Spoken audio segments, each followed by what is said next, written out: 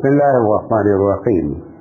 عن معاذ رضي الله تعالى عنه قال اوصانی رسول اللہ صلی اللہ علیہ وسلم. حضرت معاذ بن جبل آپ کو معلوم ہے کہ بہت بڑے صحابی ہیں یہ.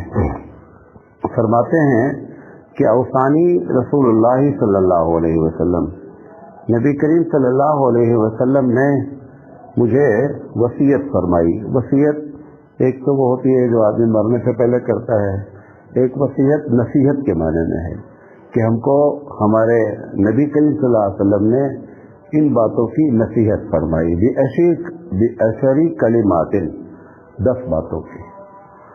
پہلی بات فرمائی کہ قال لا تشرک باللہ وَإِن قُتِلْتَ أَوْ حُرِّقْتَ. فرمایا کہ معاذ کبھی بھی اللہ کے ساتھ شریک نہیں کرنا، بھلے تم کو یہ سزا کے طور پر لوگ قتل کرنے کے لیے تیار ہو جائے یا آگ میں پھینکنے کے لیے تیار ہو جائے، پھر بھی شرک نہیں کرنا. یہ دنیا کا سب سے خطرناک گناہ ہے. ایک بات بولتا ہی رہتا ہوں، آپ کو معلوم ہے کہ شرک جو ہے، شرک پر کنٹرول ہو کیوں نہیں پا رہا ہے.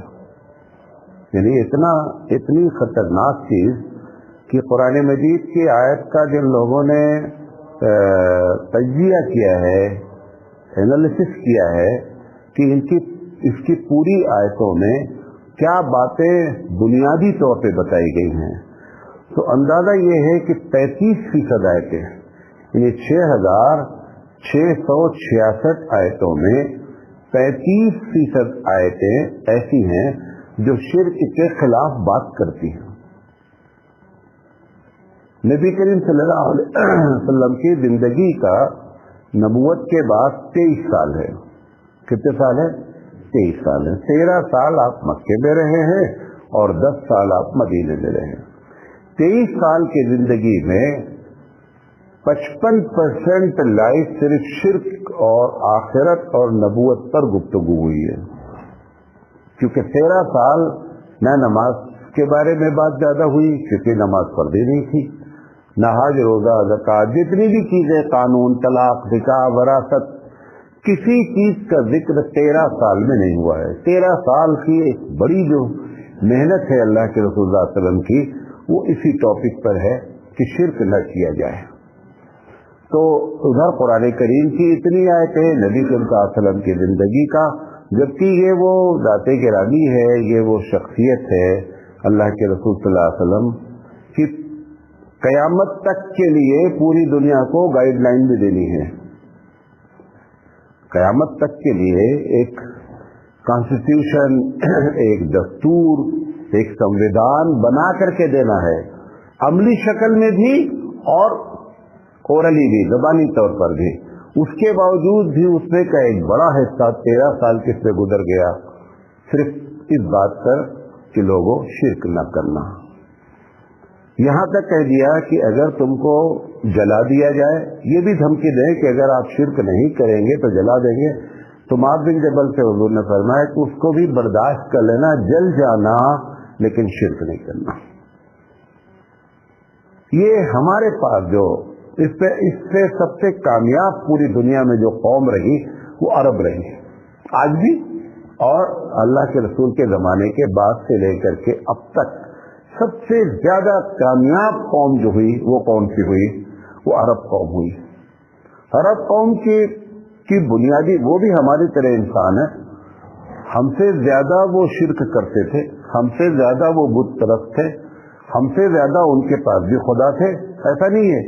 لیکن اس کے باوجود بھی ان کی زندگی سے یہ چیز نکلی اور آج تک الحمدللہ وہ، یہاں تک کہ اللہ کے رسول نے ایک مرتبہ یہ فرما دیا کہ مجھے اب تمہارے بارے میں عربوں سے کہا، خاص کر صحابہ سے کہا کہ مجھے تمہارے بارے میں اب یہ ڈاؤٹ نہیں ہے کہ تم شرک کرو گے. یعنی اس طریقے سے ان کے کیریکٹر کو اگینسٹ شرک ڈیولپ کیا گیا کہ اللہ کے رسول صلی اللہ علیہ وسلم کو ایک حد تک اندر سے اطمینان ہو گیا کہ اب یہ قوم جو ہے نا وہ شرک کی طرف نہیں جائے گی. ہاں 2 4 10 لوگ بھی شرک کرنے لگے، لیکن یہ کہ میجورٹی آبادی کی شرک کرنے لگے ایسا نہیں ہوگا. یہ بھی ایک حدیث ہے کہ جب قیامت قریب ہوگی تو یہ چیزیں وہاں بھی آئیں گی. وہ ایک الگ ٹاپک ہے. تو بتانا یہ چاہ رہا ہوں کہ شرک اتنی خطرناک مہلک بیماری ہے. ہمارے پاس سے شرک دور کیوں نہیں ہو رہا ہے؟ وجہ کیا ہے؟ ایک بڑی بنیادی وجہ یہ ہے کہ گرم چیز کے بغل میں اگر برتن رکھ دیا جائے، بھلے گرم چیز اس کے اندر نہ ڈالی جائے، پھر بھی برتن کیا ہو جائے گا؟ گرم ہو جائے گا. برف نہ ڈالیں گلاس کے اندر، لیکن برف کی سلی کے بغیر میں اگر آپ نے گلاس رکھ دیا ہے تو تھوڑی دیر میں وہ بھی کیا ہو جائے گا؟ ٹھنڈا ہو جائے گا. اسی طریقے سے ہم جس ایٹماسفیئر میں، جس ماحول میں رہ رہے ہیں، یہ شرکیہ ماحول ہے. لہذا ہم اس سے اپنے آپ کو کیا کر پا رہے ہیں؟ بچا نہیں پا رہے ہیں. بچائے گا کون؟ کون بچ پائے گا اس کے اندر؟ گرم گلاس کے اندر یا تو ٹھنڈی چیز ڈال دو تو وہ گرمی سے متاثر نہیں ہوگا، یا گرم ٹھنڈے کے بغل میں رکھ کر گرم چیز اس کے ڈال دو. دو میں سے کوئی ایک کام کرو. وہ ایمان ہے. وہ ایمان ہے جو 13 سال اللہ کے رسول نے محنت کی ہے. اگر وہ محنت ہم اپنی زندگی میں کریں گے تب اس ماحول سے ہم اپنے آپ کو بچا پائیں گے. ورنہ اس ماحول میں جب ہم رہیں گے تو کتنا بھی کریں ہم بچ نہیں سکتے. ہم ایک چھوٹی سی مثال دیتے ہیں. 2012 میں ہم یہاں شفٹ ہوئے. جب شفٹ ہوئے تو ہماری بیٹی چھوٹی تھی بہت. تو ایک دن مجھ سے کہنے لگی کہ ابا آپ اپنے دروازے پر کدو کیوں نہیں ٹانگتے؟ یہ صاحب جو ٹانگ رہے یہ مسلمان ہیں یا نہیں؟ ہم نے کہا مسلمان ہے. کہا ہم بھی مسلمان ہیں. تو آپ کدو اپنے دروازے پہ کیوں نہیں ٹانگتے ہیں؟ یہ کیا چیز تھی؟ یہ اس ماحول نے اس کو کیا کیا؟ اثر انداز ڈالا. اب وہ ایک الگ مسئلہ جواب کیا ہے، لیکن بتا رہا ہوں کہ ایک چھوٹا بچہ وہ بھی ماحول سے اس طریقے سے متاثر ہوا کہ وہ کہہ رہا ہے کہ آپ اپنے دروازے پر کدو کیوں نہیں لٹکا رہے ہیں. تو پہلی بنیادی وجہ کیا ہے کہ آپ اور ہم جس ماحول میں رہ رہے ہیں وہ ماحول شرکیہ ہے. اچھا، ایک طرف اس ماحول سے بچا جا سکتا تھا. ایک جملہ ہم بول دیتے کہ بھئی ان کا دھرم ہے، وہ شرک کرتے ہیں، بت کی پوجا کرتے ہیں، جو بھی کرتے ہیں، سورج کی پوجا کرتے ہیں، پہاڑ کو. تو ہم بہت آسانی سے ایک جملہ بول دیتے کہ بھئی وہ اسلام دھرم کے ماننے والے نہیں ہیں، اور ہم اسلام دھرم کے ماننے والے ہیں.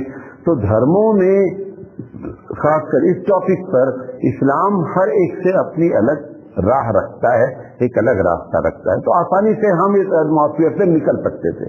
لیکن ہوا کیا کہ ہم اس نے دلیل کیا دی، بچی کی کوئی حیثیت نہیں، اسے دلیل کیا دی کہ یہ بھی مسلمان ہیں اور ہم بھی مسلمان ہیں، ہم کیوں کدو نہیں لٹکا رہے ہیں؟ پتہ کیا چلا کہ وہ جو ماحول خراب ہوا اس میں صرف اگر یہ ہوتا ہے کہ ہندو، کرسچن یہ لوگ اگر شرک کرتے تو ہم اپنے آپ کو اور اپنی نسل کو بچا سکتے تھے. لیکن معاملہ خراب کہاں ہوا؟ معاملہ خراب ہوا کہ ہم بھی انہی کی طرح کر رہے ہیں. یہ اس وجہ سے جو ہے نا، یہ بہت محنت کرنی پڑے گی تب ہماری زندگی شرک سے بچ پائے گی. تو ایک آٹو والا گزرتا ہے، شرڈی والے سائیں بابا کی مورتی کے سامنے سے عام پیدل آدمی اگر وہ اندر نہیں بھی جا پاتا ہے تو کیا کرتا ہے؟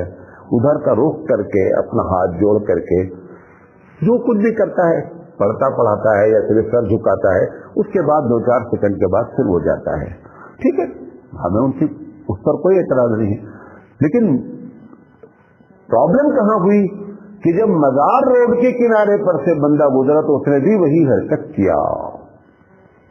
یہ ماحول خراب جو ہوا نا، اس وجہ سے آپ اور ہم نکل نہیں پا رہے ہیں. کوئی بھی چیز کہیں بہت آپ اس سے پہلے بتایا کہ بہت پہلے RSS کے جو لیڈر ہیں بھاگوت صاحب، اس نے بہت کھلے انداز میں ویڈیو وائرل کیا کہ بھئی مسلمانوں سے میں کہنا چاہتا ہوں کہ تم یا تمہارے پوروج یا تمہارے باپ دادا سب لوگ پہلے اسی دھرم ہندو کو ماننے والے تھے.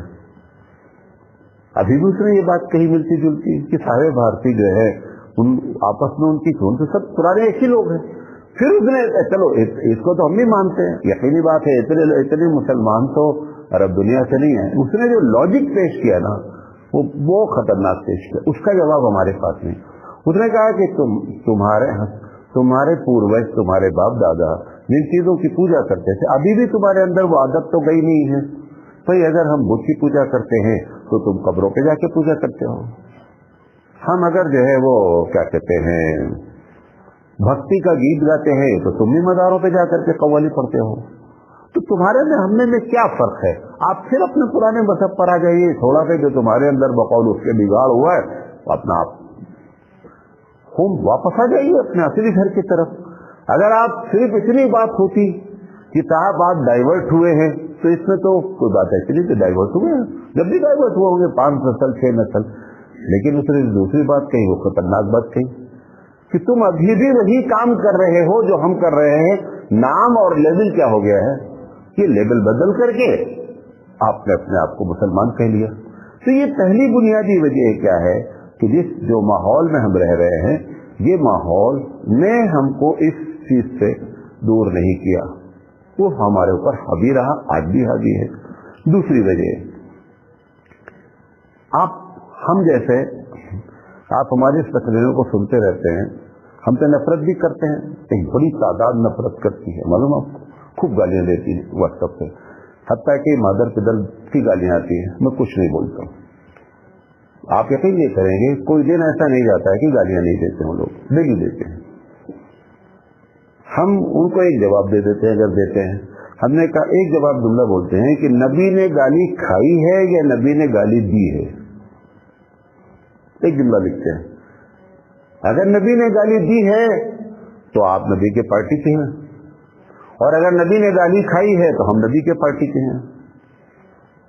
जो गाली खा रहा है वो नबी के पार्टी का है, जो गाली दे रहा है वो नबी के पार्टी का आदमी नहीं है। हम और कोई बहस नहीं करते।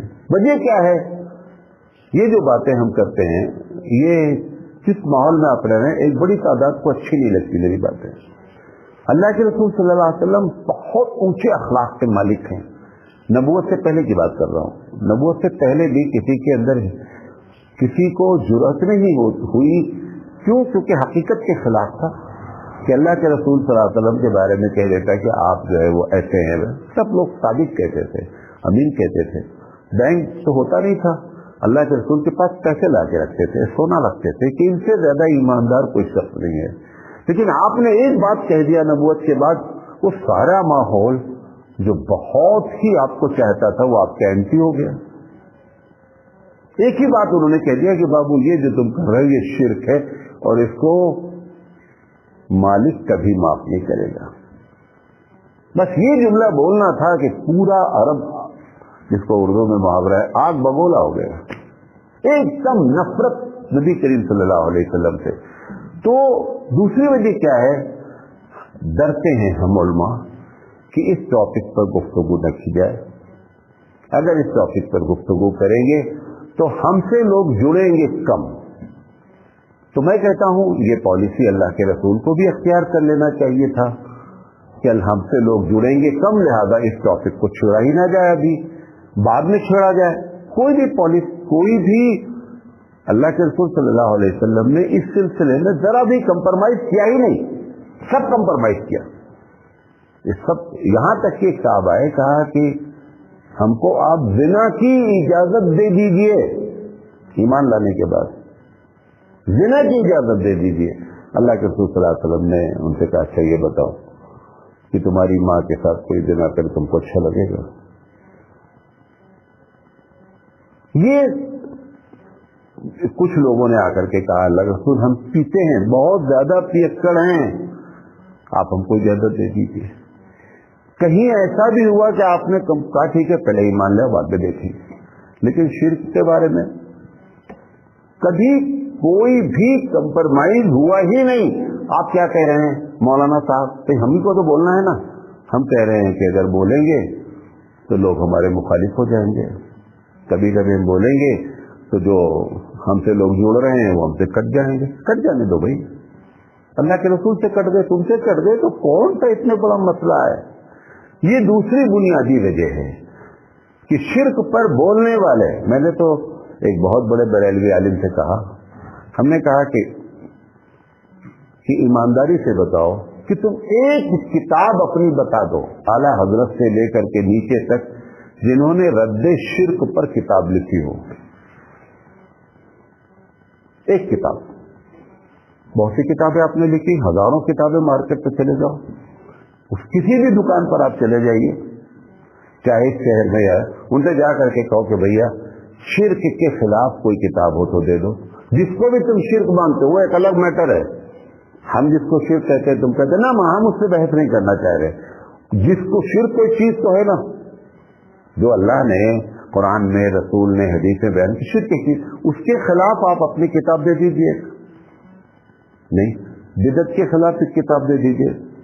نہیں, بڑے بڑے علماء جن کی سینکڑوں تقریریں, ان سے آپ کہہ دیجئے کہ آپ اپنی ایک تقریر وہ دیجئے کہ جس میں شرک کے خلاف بات ہو. نہ لکھنے والا لکھنا چاہتا ہے, یہ تو علماء دیوبند کو اللہ تعالیٰ جزائے خیر عطا فرمائے کہ ساری مخالفت کے باوجود جم کر کے اس ٹاپک پر کتابیں لکھی. ایک دو نہیں, میں آپ کو کم سے کم 500 کتاب دے سکتا ہوں. ایک دو نہیں, 500 اردو میں کتاب, عرب میں تو خیر بھری پڑی ہے. شرک اور توحید پر, شرک کے خلاف اور توحید پر ہم بھارت میں اپنے علماء کی 500 کتاب آپ کو کم سے کم بتا سکتے ہیں. بدعت پر ہم 50 کتاب. آپ کے اسی مجلس میں یہاں پر تقریر ہم نے کی, 40 تقریریں کی بدعت کا پوسٹ مارٹم, 40 تقریریں کی بدعت کے خلاف. تو یہ دوسری وجہ کیا ہے کہ لکھنے والے لکھنا نہیں چاہتے ہیں, بولنے والے بولنا نہیں چاہتے ہیں. کیونکہ یہ ٹاپک پر جب بولیں گے تو لوگ اگر واٹس ایپ گروپ میں جڑے ہیں تو کٹیں گے. تم سے بڑی اچھی دوستی ہے تو دوستی ختم ہو جائے گی. ابھی ایک ہفتہ پہلے کی بات ہے, یہاں ایک صاحب کو لے کر کے آئے. میں تو چشمہ نہیں لگاتا تو مجھے نہیں معلوم ہوتا کون بیٹھا, دور والا, سامنے والے نظر آتے, دور والے ہم کو نظر نہیں آتے کہ کون صاحب ہے. وہ اتفاق سے اس دن جو ہے وہ شرک پر بات ہو رہی تھی, تو بعد میں اس سے بولے مولانا صاحب میں تو ان کو لے کر آیا تھا لیکن آج اتفاق سے وہ شرک پر بات تھی. تو ہم نے کہا کہ کیا وہ مشرک تھے؟ تو کیوں ان کو کھلا؟ میں نے تو ان کو کچھ نہیں کہا, نہ میں نے ان کا نام لیا, نہ میں نے جانا کہ وہ آئے ہوئے ہیں, اور نہ میں کسی کو ٹارگٹ بنا کے تک تو قرآن حدیث کی بات کر رہے ہیں. تو لوگ سننا نہیں چاہتے ہیں. یہ نہیں کہہ رہے ہیں کہ مولانا نے جو بات کہی وہ غلط ہے. اگر یہ کہے تو مجھے اطمینان ہو جائے کہ بھائی ہم غلط بول رہے تھے, آپ نے نہیں سننا چاہتے, بڑی اچھی بات ہے. لیکن ہم ایک بات بول رہے ہیں جو قرآن حدیث کے مطابق ہے, آپ کی زندگی کے خلاف ہے, لیکن قرآن حدیث کے مطابق ہے تو برداشت کرنا چاہیے. لیکن ہم برداشت کرنے کے لیے تیار نہیں. اس کے بعد وہ کہا کہ انہوں نے کہا کہ ہم نہیں جائیں گے اس مسجد میں, آپ مجھے بلاتے ہیں, میں نہیں جاؤں گا. پھر اس کے بعد وہ نہیں آئے. تو یہاں تک بات معاملہ ہے. لیکن اب ہمارے سامنے 2 آپشن ہوتا ہے, ہم سے مراد ہم علماء کے سامنے, یا تو ہم آپ کو خوش کر لیں اور یا ہم اپنے اللہ کو راضی کر لیں. آپ ایمانداری سے بتائیں میں کیا کروں. آپ خوش ہو جائیں گے, میری آخرت بن جائے تو میں اس پر تیار ہوں. لیکن اگر آپ ناراض ہو جائیں اور ہماری آخرت بن جائے تو مجھے آپ کی ناراضگی سے کیا فرق پڑتا ہے؟ کوئی فرق نہیں پڑتا ہے. اللہ کے رسول سے لوگ ناراض ہو گئے, پوری آبادی ناراض ہو گئی. اتنی محنت کرنے کے بعد 200 سے 250 سے زیادہ لوگ 13 سال میں مسلمان نہیں ہو سکے. لہذا شرک کا ماحول نہ ختم ہونے کی یہ دوسری بنیادی وجہ کہ ہم جیسے لوگ بولنا نہیں چاہتے. تیسری اور آخری وجہ نہ بولتے. ایک شکل یہ تھی کہ نہ بولتے, جیسے میں کہتا ہوں کہ آپ کو ادھر دوڑنا ہے, آپ نہ دوڑیں, ایک لائن پہ کھڑے رہیں, تو بھی کہا جائے گا بھیا اپنی جگہ پر موجود ہے. لیکن اگر آپ ادھر بھاگنا شروع کیے تو, اگر آپ ادھر بھاگنا شروع کیے, چاہے دھیرے دھیرے چل رہے ہوں لیکن اپنی اصل منزل سے دور ہوتے جا رہے, نہیں جاتے. بھائی نہ دوڑتے تو بھی کوئی مسئلہ نہیں تھا, آپ کا ایم آپ سے دور نہیں ہوتا. لیکن اگر آپ الٹ گئے اور الٹ کر کے ادھر چلنا شروع کر دیا تو منزل تو پھر ہر وقت کیا ہوتی جا رہی ہے کہ قدم دور ہوتی چلی جا رہی ہے. تیسری بات کیا ہوئی, قرآن مجید کی ہیڈنگ, قرآن مجید کا انڈیکس لگایا ہے کنز العمال جو اعلیٰ حضرت کا ہے, نئی محمد صدیقی صاحب, نئی محمد مراد آبادی صاحب نے اس پہ جو شروع میں انڈیکس لگایا ہے, اس میں انڈیکس میں لکھا ہوا ہے, جا کر دیکھ لیجیے کہ غیر اللہ سے مدد مانگنا جائز ہے. یہ الٹا گیئر لگ گیا. ایک تھا کہ ہم شرک پر نہیں بول رہے تھے، چلو شانتی اختیار کیے لیتے، لیکن یہ کہ شرک کرو، اگر ہم یہ تبلیغ شروع کر دیں ان ممبروں سے تو نتیجہ کیا نکلے گا؟ تب تو نتیجہ بہت بھیانک نکلا، اور نکل آیا کہ 65% بھارتی جو ہے وہ ڈائریکٹ طور پر کیا کر رہے ہیں؟ شرک کر رہے ہیں۔ جس محلے میں، جس شہر میں بڑی قبریں ہیں، کوئی میں تو کوئی ایسا تو نہیں بات کہہ رہا ہوں، آپ چلے جائیے 5 منٹ کھڑے ہو جائیے کسی قبر کے پاس اور دیکھ لیجیے کہ سجدہ ہوتا کہ نہیں ہوتا ہے، طواف ہوتا کہ نہیں ہوتا ہے، اور یہ کسی کے جائز کا فتویٰ نہیں، مزے کی بات تو یہ ہے کسی کے جائز کا فتویٰ نہیں ہے، ہو رہا ہے۔ تو تینوں چیزیں ہوں گی، ماحول آپ کے خلاف، بولنے والوں نے شانتی کا ٹیبلٹ کھا رکھا ہے، اور تیسرا طبقہ شرک پر تقریر کر رہا ہے، بدعت پر تقریر کر رہا ہے، تو بھارت کا ماحول شرک کے اٹے سے دور ہو، یہ سمجھ میں بات نہیں آ رہی ہے۔ یہ باتیں آپ کے سامنے رکھنا چاہتے تھے، اور یہاں تک اللہ کے رسول جو بات کہہ رہے ہیں وہ تو آپ کے سامنے ہے کہ جلا دیے جاؤ تو بھی جو ہے شرک کو برداشت نہیں کرنا، آپ کیا کہتے ہیں قتل کرنے کی دھمکی دے دی جائے تو بھی، لیکن خدا کے واسطے اپنے آپ کو شرک سے بچائے رکھنا، یہ باتیں آپ کے سامنے رکھنا چاہتے تھے۔ اللہ تعالیٰ سے دعا ہے کہ اللہ تعالیٰ کہنے سے زیادہ عمل کرنے کی توفیق عطا فرمائے۔ وآخر دعوانا ان الحمد للہ رب العالمین۔